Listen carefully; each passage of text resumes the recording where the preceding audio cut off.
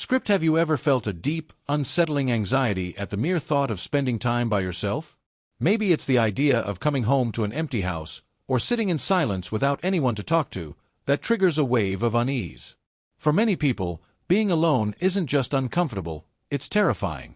This intense fear, known in psychological terms as autophobia or monophobia, goes far beyond a simple preference for company. It's a profound dread of solitude that can dominate a person's life, influencing their decisions, relationships, and overall well-being. Autophobia is often described as the fear of being alone, isolated, or abandoned. It's not officially listed as a standalone disorder in diagnostic manuals like the DSM, but mental health professionals recognize it as a specific phobia rooted in anxiety. People experiencing this fear might feel extreme panic even when they're physically safe, because the mind races to worst-case scenarios. What if something bad happens and no one is there to help? What if I feel overwhelmed by my own thoughts? Or worse, what if this aloneness means I'm truly unlovable or unworthy? This fear isn't about disliking occasional solitude. Most of us enjoy moments of peace now and then. Instead, it's an irrational, overwhelming response that can lead to avoidance behaviors. Someone with autophobia might constantly seek out company, overschedule their days with social activities, or cling to relationships that aren't healthy, all to escape the terror of being by themselves. In extreme cases, the anxiety can manifest physically: a racing heart, shortness of breath, trembling, or even full-blown panic attacks at the prospect of solitude. But why does this fear develop? And more importantly, what does it reveal about the human psyche? To understand the psychology behind it, we need to explore the deeper roots, often tracing back to early life experiences, attachment patterns, and societal influences. Fear of being alone touches on some of our most fundamental needs as social beings: the need for connection, security, and validation. When those needs feel threatened, solitude becomes a symbol of vulnerability rather than a space for growth. One of the key psychological frameworks for understanding this fear is attachment theory, developed by psychologists John Bowlby and Mary Ainsworth. Attachment theory explains how our early relationships with caregivers shape the way we relate to others, and to ourselves, throughout life. Securely attached individuals, who grew up with consistent, responsive caregiving, tend to feel comfortable both in relationships and on their own. They view solitude as a natural part of life, not a threat. In contrast, those with anxious or insecure attachment styles often struggle profoundly with being alone. Anxious attachment develops when caregivers are inconsistent, sometimes attentive, sometimes distant or unavailable. The child learns that love and safety are unpredictable, leading to a hypervigilant approach to relationships in adulthood. People with this style may constantly worry about abandonment, seeking reassurance from others to feel secure. Being alone triggers those old fears. If no one is here, does that mean I'm truly abandoned? Their self-worth becomes tied to external validation, making solitude feel like a direct assault on their sense of safety. Then there's avoidant attachment, where caregivers are emotionally distant or rejecting. These individuals learn to suppress their needs for closeness, becoming overly self-reliant as a defense mechanism. Paradoxically, they might fear being alone because deep down, it forces them to confront unmet emotional needs they've long buried. And for those with a disorganized attachment style, often stemming from traumatic or abusive early environments, the fear can be even more intense, blending anxiety about abandonment with a terror of intimacy itself. Childhood trauma plays a significant role here. Experiences like parental divorce, loss of a loved one, neglect, or abandonment can imprint a deep-seated belief that being alone equals danger. The child associates solitude with vulnerability, perhaps a time when they felt helpless or unprotected. As adults, this trauma resurfaces in moments of quiet, turning what should be restful alone time into a trigger for hyperarousal. The brain's alarm system, the amygdala, goes into overdrive, flooding the body with stress hormones like cortisol, even when there's no real threat. Beyond personal history, societal and cultural factors amplify this fear. We're wired as humans to be social creatures. Evolutionarily, survival depended on the group. In modern times, though, constant connectivity through social media and technology has blurred the lines between being alone and feeling isolated. We see curated highlights of others' lives filled with friends and partners, reinforcing the idea that constant company is the norm. Loneliness is often portrayed as a failure, while solitude is misunderstood as something to avoid. There's also a related but distinct fear, anuptophobia, the fear of being single or without a romantic partner.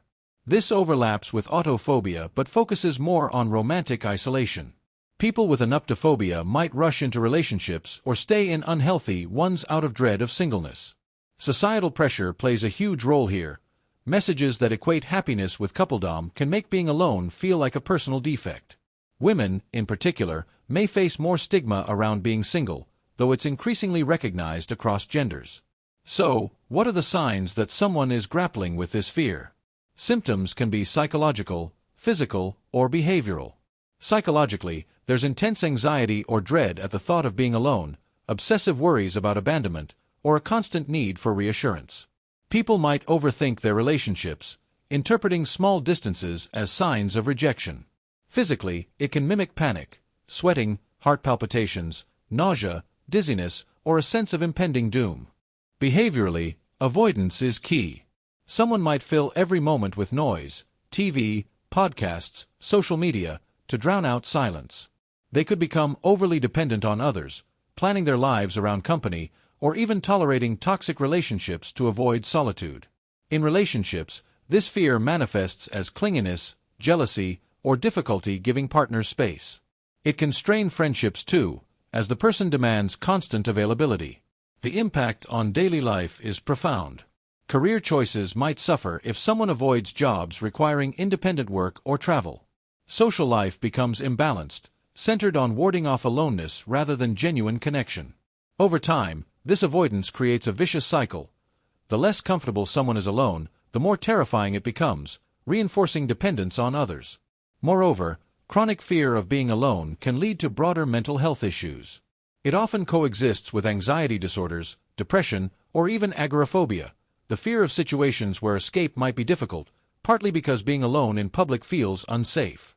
Low self-esteem is common, as the person ties their value to external presence. Ironically, this dependence can push people away, leading to the very abandonment feared. Distinguishing this fear from simple loneliness is crucial. Loneliness is a transient emotional state, a sadness from lacking connection.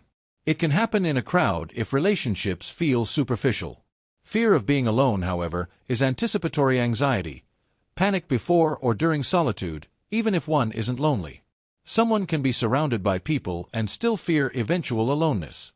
There's also a difference between healthy solitude and pathological fear. Solitude, chosen time alone, can be incredibly beneficial. Psychological research shows it fosters creativity, self-reflection, and emotional regulation. Think of artists, writers, or thinkers who thrive in quiet. Solitude allows processing emotions, gaining clarity, and building inner strength. It reduces high arousal states like stress, promoting calm and insight. Yet for those fearing it, solitude feels threatening because it strips away distractions. In silence, unresolved thoughts surface, insecurities, regrets, or unprocessed trauma. This is why many fill voids with constant stimulation. But avoiding inner confrontation only delays healing. The good news is that this fear is treatable. Cognitive behavioral therapy, CBT, is highly effective, helping reframe negative thoughts. For example, challenging beliefs like, being alone means I'm worthless, with evidence-based alternatives, I am capable and complete on my own. Exposure therapy gradually builds tolerance, starting with short periods alone in safe settings, increasing over time. Mindfulness and meditation teach sitting with discomfort without judgment, turning solitude into a tool for growth. Journaling uncovers root causes, while building self-compassion counters low self-worth. Practical steps include cultivating hobbies enjoyed alone, reading, walking, or creative pursuits, to associate solitude with pleasure. Building a strong sense of self is key. This means developing interests independent of others, setting personal goals, and practicing self-care. Therapy can address attachment wounds, fostering secure self-attachment. Medications like antidepressants may help manage anxiety symptoms alongside therapy. Overcoming this fear doesn't mean becoming a hermit. Humans thrive on connection. But learning comfort in one's own company creates healthier relationships, no longer driven by desperation, but by choice. Secure individuals give space without fear, deepening bonds. Real-life examples illustrate this. Consider someone who, after therapy, starts enjoying solo evenings, cooking a meal, reflecting on the day. Initially terrifying, it becomes empowering. Or a person ending a toxic relationship, facing aloneness head-on, and discovering resilience. In a world pushing constant togetherness, embracing solitude is revolutionary. It honors our complexity, needing others, yet whole within ourselves. Fear of being alone often stems from pain, but confronting it leads to freedom. If this resonates, know you're not alone in fearing aloneness. Ironically, many share it. But with understanding and effort, solitude can shift from enemy to ally. Start small, a quiet moment today. Notice the anxiety, breathe through it. Over time, you'll find peace in your own presence. Ultimately, the psychology of fearing alone reveals our deepest vulnerabilities and strengths. By facing it, we reclaim our inner world, living more authentically. Being alone doesn't diminish us, it can complete us.